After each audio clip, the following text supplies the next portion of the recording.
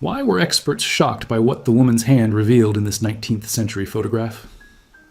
Rachel Morgan adjusted the angle of her desk lamp, illuminating the photograph that had arrived at the Boston Historical Preservation Society that morning.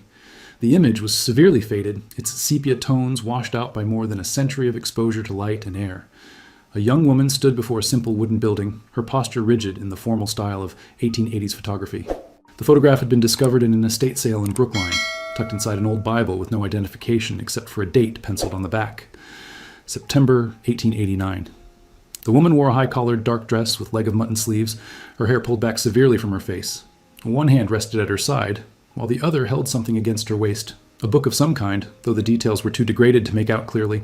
Rachel had been restoring historical photographs for 12 years, and she approached each one with the same methodical care. She positioned the photograph on her high-resolution scanner, adjusting the settings to capture the maximum possible detail. The machine hummed softly as it began its work, translating the physical image into millions of digital pixels. As the scan appeared on her monitor, Rachel began the painstaking process of digital restoration. She worked layer by layer, adjusting contrast, recovering faded details, removing spots and scratches that time had inflicted on the original print. The woman's face gradually emerged from the fog of degradation. She was young, perhaps in her mid-20s, with sharp, intelligent eyes that seemed to look directly through the camera. Rachel zoomed in on various sections of the image, examining each area for damage that needed repair. When she reached the woman's hands, she increased the magnification to work on the fine details. The book became clearer. It appeared to be a small volume with an ornate cover, possibly a prayer book or journal. Then Rachel saw something that made her pause. Between the woman's fingers, partially obscured by the angle of her hand, was a thin strip of paper. She enhanced the image further, sharpening the focus until individual fibers of the paper became visible. There was writing on it, cramped, tiny handwriting that ran the length of the strip. Rachel's heart began to beat faster. In all her years of restoration work, she had learned that people in historical photographs sometimes held objects of significance, items that told stories beyond what the camera initially revealed. But this was different. This paper appeared to have been deliberately positioned to be hidden, yet preserved. She needed to know what was written on that strip of paper, and more importantly, who this woman was and why she had chosen to conceal a message in such an unusual way. Rachel spent the next hour working exclusively on the woman's hand, using every digital tool at her disposal to enhance the faded writing on the partially visible paper strip. The letters were impossibly small, written in a careful, precise script that suggested education and deliberation. Slowly, painstakingly, words began to emerge. She could make out fragments. Ra Johnson. And Becca. And what appeared to be Martinez. The strip contained names, a list of some kind, written so small that it could only be read with significant magnification. Rachel counted at least 7 distinct names, though parts of the list remained hidden behind the woman's fingers or were too degraded to decipher. Why would someone hold a list of names in a photograph? And why write them so small, positioning them to be barely visible? Rachel turned her attention to the building in the background. The structure was simple: wooden clapboard siding, a pitched roof, 2 visible windows with shutters. A sign hung above what appeared to be the entrance, but it was blurred and unreadable in the original photograph. She worked on that area next, carefully enhancing contrast and sharpness. Letters appeared. Brook. School. It was a schoolhouse. The woman was standing in front of a school. Rachel felt a tingle of excitement. A teacher, perhaps? That would explain the formal pose in the book she held, but it didn't explain the hidden list of names or why the photograph had been preserved in a Bible with no other identification. She needed more context. Rachel opened her browser and began searching historical records for schools in the Boston area, operating in 1889. There were dozens. The late 19th century had seen an expansion of public education throughout Massachusetts. She narrowed her search to schools in Brookline and the surrounding towns, looking for any establishment that might match the building in the photograph. After an hour of searching through digitized archives and historical societies' databases, Rachel found a reference to Millbrook School, a small rural schoolhouse that had operated in West Roxbury from 1872 to 1903. The building description matched what she could see in the photograph: wooden construction, 2-room layout, serving a farming community on the outskirts of Boston. She found a roster of teachers who had worked at Millbrook School during its operational years. In 1889, the teacher had been a woman named Eleanor Hayes, aged 24, hired in September of that year. It was her first teaching position after completing her education at Boston Normal School. Rachel stared at the woman in the photograph with new understanding. Eleanor Hayes, a young teacher at a rural school in 1889, holding a book and concealing a list of names in her hand during what should have been a straightforward professional portrait. But the story didn't end there. Rachel's search had also turned up something else: A newspaper article from March 1890, just 6 months after the photograph had been taken. Local teacher missing, the headline read, "Eleanor Hayes disappears without trace." Rachel printed the newspaper article and spread it across her desk alongside the enhanced photograph. The article was brief, offering few concrete details about Eleanor Hayes' disappearance. According to the report, Eleanor had failed to appear for classes on March 3, 1890. When concerned parents visited her boarding house, they found her room empty, her belongings gone, and no note explaining her sudden departure. The landlady had told reporters that Eleanor paid her rent through the end of February and left during the night of March 2nd. No one had seen her leave. No one knew where she had gone. The school board had quickly hired a replacement teacher, and within weeks, Eleanor Hayes had become a footnote in local history, a mystery never solved. Rachel read the article 3 times, studying the sparse facts for any connection to the photograph. Why would a young teacher disappear so suddenly? And what did the list of names in her hand have to do with it? She began searching for more information about Eleanor Hayes, diving deeper into historical records. Birth records showed she had been born in Boston in 1865 to a middle-class family. Her father was a clerk, her mother a seamstress. Eleanor had attended public schools and graduated from Boston Normal School in 1888, receiving certification to teach elementary students. References from her training program described her as exceptionally dedicated and possessing strong moral convictions regarding education. One letter of recommendation noted that Eleanor had volunteered to tutor children from impoverished families during her student teaching period, often working without compensation. Rachel found the school board minutes from Millbrook School's records, digitized and archived by a local historical society. Eleanor's hiring had been routine. She was the only qualified applicant for the position when the previous teacher retired. The minutes from her first 3 months showed nothing unusual: attendance reports, curriculum notes, requests for supplies. Then, in the January 1890 minutes, Rachel found something odd. A parent had filed a formal complaint, though the specific nature of the complaint was recorded only as matters of instruction inappropriate to the community standards. The school board had met with Eleanor privately, and the minutes simply stated, "Miss Hayes was counseled regarding proper curriculum. Matter considered resolved." But clearly, it hadn't been resolved. 2 months later, Eleanor had vanished. Rachel looked again at the photograph, at Eleanor's serious face and the careful way she positioned her hand to hide yet preserve that list of names. The pieces were beginning to form a pattern, though the full picture remained unclear. She needed to find out who those names belonged to, the people Eleanor had considered important enough to secretly include in her photograph. Sarah Johnson, Rebecca Martinez, and at least 5 others whose names were still hidden or too degraded to read. Rachel began searching historical records for those 2 names, limiting her search to the West Roxbury area in the year 1889. School enrollment records would be the logical place to start, but many such records from that era had been lost or destroyed. She would need to get creative, searching through census data, church records, and any other documents that might have survived. 3 days later, Rachel sat in the reading room of the Massachusetts State Archives, surrounded by census records, property deeds, and municipal documents from the 1880s and 1890s. She had spent hours searching for any mention of Sarah Johnson or Rebecca Martinez in the West Roxbury area, and her persistence was finally yielding results. She found Sarah Johnson first. The 1890 census listed her as an 11-year-old girl living with her parents, James and Martha Johnson, on a small farm outside West Roxbury. The occupation column for James was marked farm laborer, and a notation indicated the family was colored, the census terminology for African American residents. Rachel's breath caught. An African American child in 1889 in a rural Massachusetts community. She began to understand why Sarah's name might need to be hidden. Rebecca Martinez was harder to find, but Rachel eventually located her in immigration records. The Martinez family had arrived in Boston from Mexico in 1885. By 1889, they were living in West Roxbury, where the father worked in a textile mill. Rebecca would have been 9 years old when the photograph was taken. The pattern was becoming clear, and it was both inspiring and heartbreaking. Rachel pulled out her notebook and began writing down what she knew, what she could prove, and what she suspected. In 1889, Massachusetts had no explicit segregation laws like the southern states, but social customs and economic barriers meant that children of color and immigrant children rarely received the same educational opportunities as white children from established families. Many rural schools turned away black students or children from immigrant families, citing community standards or lack of resources. Some communities operated separate, inferior schools for these children. Others simply denied them education entirely. Eleanor Hayes had been teaching at Millbrook School, a school that officially served the children of white farming families in the area. But the photograph suggested something more, that Eleanor had been secretly teaching additional students, children who weren't supposed to be there. Rachel returned to the enhanced image on her laptop, studying the list of names with new understanding. These weren't just random names. They were Eleanor's secret students, children she was teaching in defiance of community expectations, and possibly in violation of the informal rules that governed who could receive education. The list was Eleanor's record, her way of documenting who she had helped, and she had hidden it in plain sight in a photograph that appeared to show nothing more than a teacher posing before her school. But why had Eleanor disappeared? Had someone discovered what she was doing?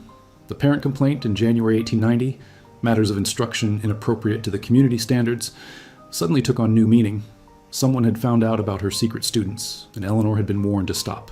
She hadn't stopped. 2 months later, she had vanished, taking her belongings and leaving no forwarding address. Was she running from something, or had something worse happened to her? Rachel needed to find more names from the list, more of Eleanor's secret students. If she could identify them all, she might be able to piece together what had happened in those final weeks before Eleanor Hayes disappeared. Rachel requested the complete school board records for Millbrook School, hoping to find more details about the January 1890 complaint against Eleanor. The archive staff produced a thick, bound volume containing handwritten minutes, correspondence, and administrative documents from 1872 to 1903. She paged through carefully, finding the section covering Eleanor's tenure. The minutes confirmed what she had seen in the digitized version. But attached to the January meeting notes was something more, a letter from a parent, preserved in the official record. The letter was written by a man named Robert Ashford, identifying himself as a concerned taxpayer and parent of 2 students at Millbrook School. His complaint was specific and damning. It has come to my attention that Miss Hayes has been permitting colored children and foreign children to attend instruction alongside proper students. I have personally observed several such children leaving the schoolhouse in the evening hours. This is not what our community pays taxes to support, and it sets a dangerous precedent that undermines the natural order of society. I demand immediate action to cease this inappropriate practice. Rachel read the letter twice, anger building in her chest. Eleanor had been teaching additional students in the evening, after regular school hours, giving them the education they were denied elsewhere, and someone had reported her for it. The school board's response, recorded in the minutes, had been cautious. They acknowledged Mr. Ashford's concerns, but noted that Eleanor was teaching these additional students on her own time, without use of public resources beyond the schoolhouse building itself. The board had counseled Eleanor to exercise discretion, but stopped short of forbidding the practice outright. It seemed the board members were caught between competing pressures, parents like Ashford, who opposed any education for non-white children, and their own recognition that Eleanor wasn't technically violating any rules by volunteering her time. But the compromise hadn't satisfied anyone. Rachel found another document dated February 15, 1890, a petition signed by 15 parents demanding Eleanor's dismissal. The petition was more inflammatory than Ashford's original letter, claiming that Eleanor was corrupting the morals of white children by promoting racial mixing and encouraging foreign influence. The school board had scheduled a meeting for March 10, 1890, to address the petition and determine Eleanor's future employment. But Eleanor had disappeared on March 2nd, more than a week before that meeting could take place. Had she fled to avoid being fired? Or had something more sinister occurred? Rachel found a clue in another document, a letter from Eleanor to the school board chairman dated February 20th, 1890. The letter was brief but passionate. I understand that my actions have caused controversy in the community. However, I cannot in good conscience turn away children who seek knowledge. Every child, regardless of their family's origin or the color of their skin, deserves the opportunity to read, write, and better themselves. If teaching them makes me unsuitable for this position, then I accept that consequence, but I will not apologize for doing what is right. It was a statement of principle, defiant and uncompromising. Eleanor had known she might lose her job, but she had been prepared to face that outcome rather than abandon her students. Yet she had disappeared before the board could make their decision. The timing suggested careful planning. Eleanor had left on her own terms, not waiting to be dismissed or publicly condemned. Rachel looked again at the photograph, understanding now why Eleanor had posed with that hidden list of names. It was her documentation, her proof that these children existed and had received education despite every obstacle placed in their way. The photograph was Eleanor's testimony, preserved for a future that might be more just than her present. Rachel returned to her research with renewed focus, determined to identify all the names on Eleanor's hidden list. She had Sarah Johnson and Rebecca Martinez confirmed. Now she needed to find the others. Working with the enhanced digital image, Rachel spent hours studying every visible letter on the paper strip. She could make out partial names. Bookiewell Chen, Ostone, Omus. The writing was so small and the paper so faded that even with maximum enhancement, some sections remained illegible. She began systematically searching census records and immigration documents for Chinese families in the West Roxbury area in 1889. The Chen name suggested a Chinese immigrant family, which would have faced severe discrimination during that era. The Chinese Exclusion Act of 1882 had created a hostile environment for Chinese immigrants throughout the United States. In the 1890 census, Rachel found a Samuel Chen, age 10, living with his parents who operated a small laundry service. The family had immigrated from Guangdong province in 1884. Samuel would have been 9 years old when Eleanor took her photograph, exactly the age to benefit from basic education in reading and arithmetic. The name Stone was more challenging. After searching multiple variations, Rachel found a Dinah Stone, age 8, daughter of formerly enslaved parents who had migrated north after the Civil War. The Stone family worked as domestic servants for several wealthy households in the area. Rachel was building a picture of Eleanor's secret classroom, children from families that existed at the margins of 1889 Massachusetts society, black children whose parents had escaped slavery or been born free in the North, immigrant children from Mexico, China, and likely other countries. These were the children deemed inappropriate for education alongside the white farming community's sons and daughters. She found property records showing that Eleanor rented a room above a general store in West Roxbury, about a mile from the Millbrook School. Her landlady, Mrs. Harriet Walsh, had given that interview to the newspaper after Eleanor's disappearance. Rachel wondered if Mrs. Walsh might have left other records, diaries, letters, anything that might provide more information about Eleanor's final weeks. A search through the Historical Society's genealogical records revealed that Mrs. Walsh had died in 1912, and her papers had been donated to a local church. Rachel contacted the church office, explaining her research. The secretary was intrigued by the story and promised to search their archives for any documents related to Harriet Walsh. 3 days later, Rachel received a call. The church had found a box of Mrs. Walsh's personal papers, including a diary she had kept from 1888 to 1892. Rachel drove immediately to collect the diary, her hands trembling slightly as she accepted the fragile volume. That evening, she sat in her apartment reading Harriet Walsh's entries from late 1889 and early 1890. The landlady had written about Eleanor with obvious affection, describing her as a serious young woman with strong convictions, who often worked late into the evening, preparing lessons for her students. Then, in a February entry, Mrs. Walsh wrote something that made Rachel's heart race. Miss Hayes is troubled by the situation at the school. She told me tonight that she may need to leave West Roxbury soon, for her own safety, and for the safety of the children she teaches. She has been receiving threatening letters. Rachel read Mrs. Walsh's diary entries from February 1890 with growing alarm. The landlady had documented Eleanor's increasing anxiety during those final weeks, though she seemed not to fully understand the danger her tenant faced. February 10th, 1890. Miss Hayes received another letter today. She burned it in the stove without letting me see it, but I could tell from her face that it contained nothing pleasant. She asked if I knew of any position for a teacher in another town, far from here. February 18th, 1890. Found Miss Hayes in the parlor late tonight, copying something from her school records. She said she was documenting her students' progress, in case anything happened to her records. An odd thing to say. When I asked what she meant, she only smiled sadly and said, "History has a way of erasing the people it finds inconvenient." February 26th, 1890. Miss Hayes has been burning papers all week. She told me she's decided to accept a position elsewhere, though she hasn't said where. She seems afraid, though she tries to hide it. This morning I found her staring at a photograph she had taken last autumn, before all this trouble began. The photograph Eleanor had been looking at, it had to be the one Rachel was restoring, the image with the hidden list of names. Eleanor had been preparing to leave, documenting her work, preserving evidence of what she had done before disappearing. The final entry about Eleanor was dated March 2nd, 1890. Miss Hayes left during the night. She paid everything she owed and left a note thanking me for my kindness. The note said she hoped to continue teaching somewhere she could do the most good. She asked me not to tell anyone where she had gone, but she didn't tell me anyway. I pray she finds peace wherever she's headed. This town has not treated her well.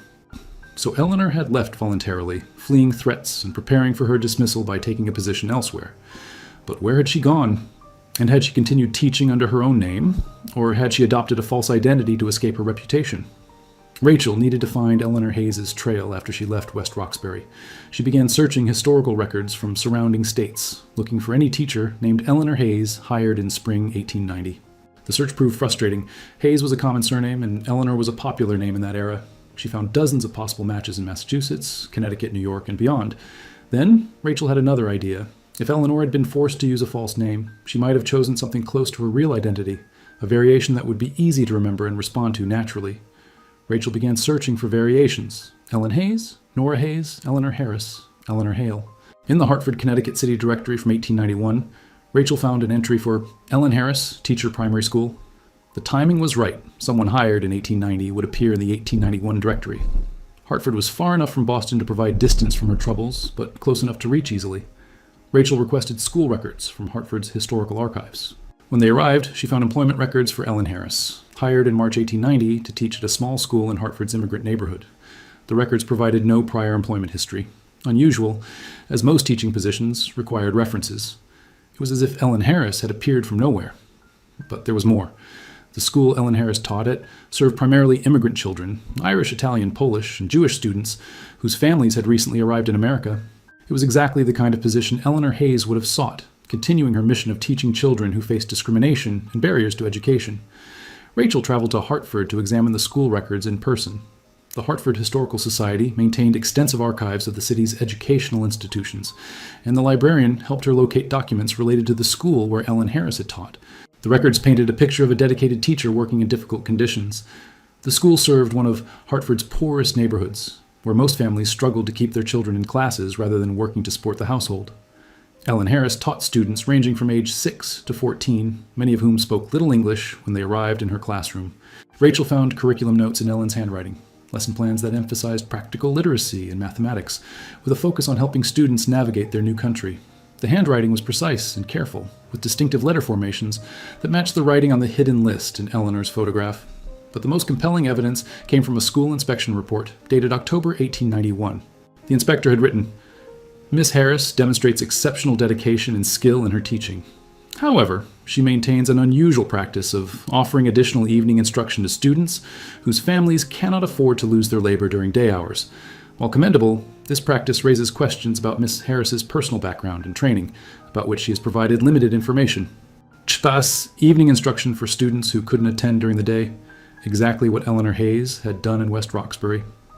Rachel felt certain now that Ellen Harris and Eleanor Hayes were the same person. She searched for more records of Ellen's life in Hartford. City directories showed her living in a boarding house near the school. Church records indicated no religious affiliation or membership. There were no society memberships, no social connections documented. Ellen Harris lived quietly, dedicating herself entirely to her teaching. Then, in 1895, Ellen Harris disappeared from Hartford's records as suddenly as Eleanor Hayes had vanished from West Roxbury. No forwarding address, no mention of resignation or departure.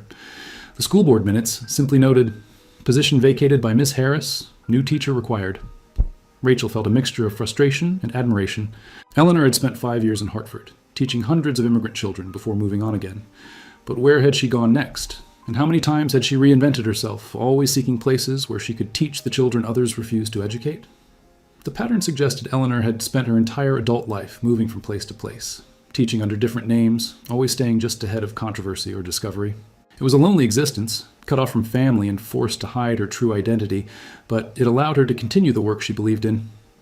Rachel expanded her search, looking for women matching Eleanor's age and description who appeared in teaching positions around 1895 in cities with significant immigrant populations.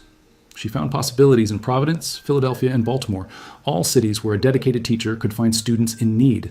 In Baltimore's school records, Rachel found a Miss E. Hastings hired in 1896 to teach at a school serving black students in a segregated neighborhood.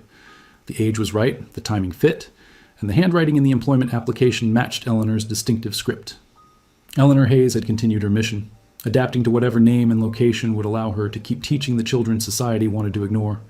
Rachel stood in what remained of the Baltimore school where E. Hastings had taught from 1896 to 1904.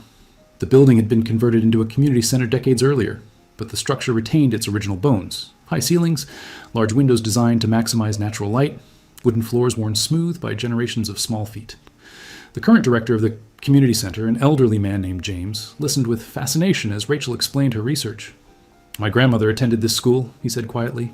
In the early 1900s, when it was one of the few places black children could get an education in Baltimore. She spoke often about a white teacher who taught here, said the woman was different from the others, that she genuinely cared about her students. "Do you remember your grandmother's teacher's name?" Rachel asked, though she already knew the answer. "Miss Hastings.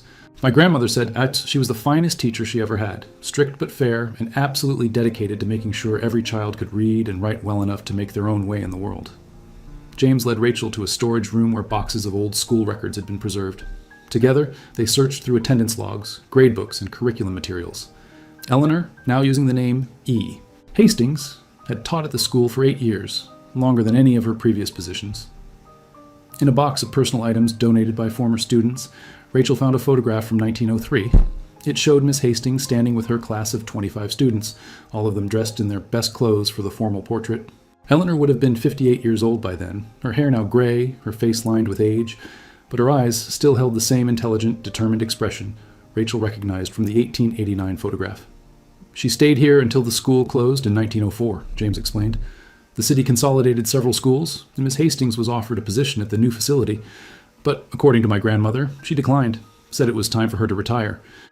Rachel found the final document she needed in the employment records, a letter of resignation from E. Hastings dated June 1904. The letter thanked the school board for the opportunity to serve and expressed hope that education would continue to improve for all children regardless of their circumstances. It was Eleanor's last known teaching position. Rachel searched death records, cemetery records, and city directories, trying to trace where Eleanor had gone after leaving Baltimore. She found nothing definitive, though she discovered an E. Hastings listed in a Philadelphia boarding house directory from 1905. Age 60, occupation listed as retired teacher. Eleanor Hayes had lived to at least age 60, spending her entire adult life teaching children who had been denied education by others. She had worked under multiple names, in multiple cities, always moving on before her past could catch up with her, always seeking students who needed her most. The photograph from 1889, with its hidden list of names, had been Eleanor's way of preserving a record of her work, proof that these children had existed, had learned, had mattered. Sarah Johnson, Rebecca Martinez, Samuel Chen, Dinah Stone, and the others whose names Rachel had painstakingly identified. They represented hundreds, perhaps thousands of students Eleanor had taught across her career.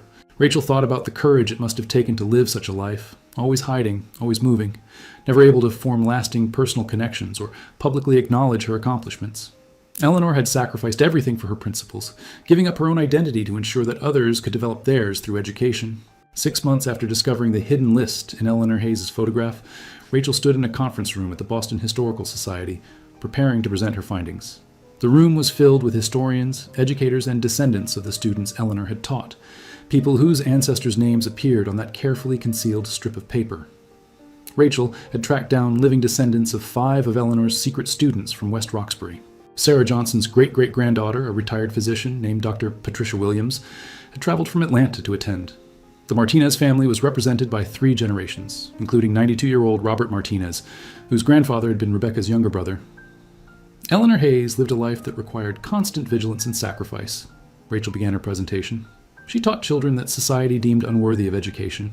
When discovered, she didn't fight publicly or seek recognition. She simply moved on, found new students who needed her, and continued her work under a different name. Rachel displayed the enhanced photograph, showing the hidden list of names clearly visible on the screen. This photograph, taken in September 1889, contains the names of at least 12 students Eleanor taught secretly in the evenings after her regular school day ended. These children, black children, immigrant children, the children of the poor and marginalized, received an education that changed the trajectory of their families for generations. Dr. Williams spoke next, her voice thick with emotion. My great-great-grandmother, Sarah Johnson, learned to read from Eleanor Hayes. Because Sarah could read, she was able to help her younger siblings with their education. Because they were educated, they found better employment and opportunities. My grandmother became a teacher herself, inspired by the stories of Miss Hayes that had been passed down. I became a doctor. All of this traces back to a woman who risked everything to teach a young black girl in 1889. The Martinez family shared similar stories. Rebecca Martinez had used her education to work as a translator and advocate for other immigrant families. Her children attended college, something almost unheard of for Mexican immigrant families in that era. Each generation had built upon the foundation Eleanor Hayes had provided. Rachel had created a digital archive documenting Eleanor's known teaching positions and the students she had helped. The archive included the original photograph, census records, school documents, and oral histories collected from descendants. It painted a picture of a woman who had spent 40 years teaching under various names in 6 different cities, always seeking out the students most in need of education. The Historical Society announced that they would install a permanent exhibit about Eleanor Hayes, highlighting her courage and dedication to educational equality.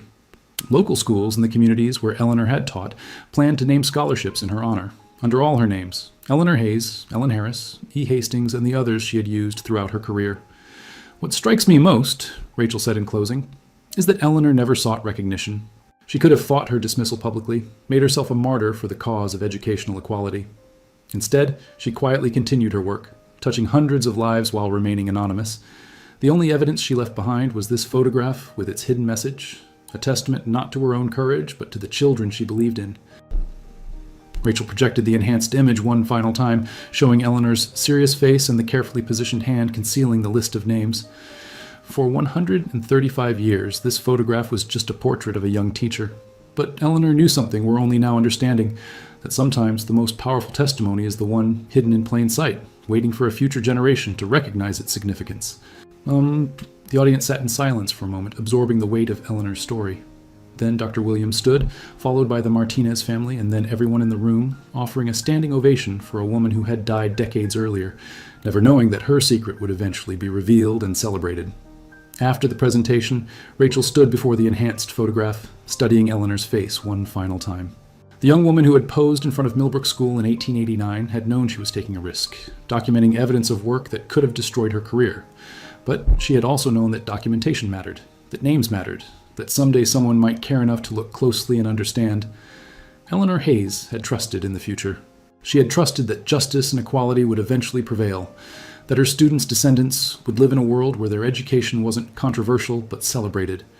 And she had left behind a single photograph with a hidden message, waiting patiently for the technology and perspective that would allow it to be seen. Rachel thought about all the other historical photographs sitting in archives and attics, images that appeared ordinary but might contain similar secrets. How many other Eleanor Hayeses were waiting to be discovered, their stories of courage and sacrifice concealed in plain sight? The photograph would remain on display at the Historical Society, with a detailed explanation of what Eleanor had hidden in her hand and why. Visitors would be able to see both the original image and the enhanced version showing the list of names clearly. Eleanor's testimony, preserved for 135 years, would finally be heard. And the children whose names she had protected, Sarah, Rebecca, Samuel, Dinah, and the others, would be remembered not as people who were denied education, but as students of a remarkable teacher, who believed every child deserved the opportunity to learn, regardless of what society thought. Eleanor Hayes had spent her life moving through shadows, always teaching, never acknowledged. But her photograph had remained, carrying its secret forward through time until the moment when technology and determination could reveal what she had always wanted the world to know, that these children existed, that they learned, and that they mattered.